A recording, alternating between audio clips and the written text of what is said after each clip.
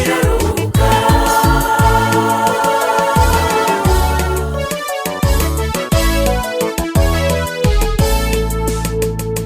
Imana ibonye yuko ibyo yaremye ari byiza, iravuga iti si byiza yuko umuntu abaho wenyine, ngo maze imurebera umufasha umukwiriye, kugira ngo bayobore ibyo yaremye byose. Adamu na Eva bombi bari banezerewe, abamarayika nibo batashye ubwo bukwe, abaserafi maze bararirimba, ijuru riranezerwa kubw'uwo muhango wera.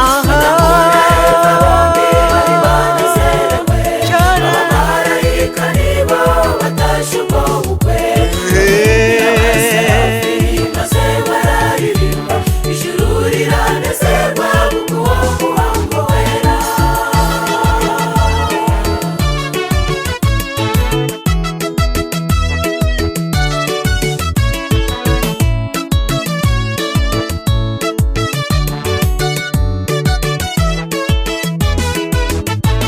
Umukobwa nyubageni bamushinze uyu munsi, uzababera umugisha mu kubaho kwanyu kose.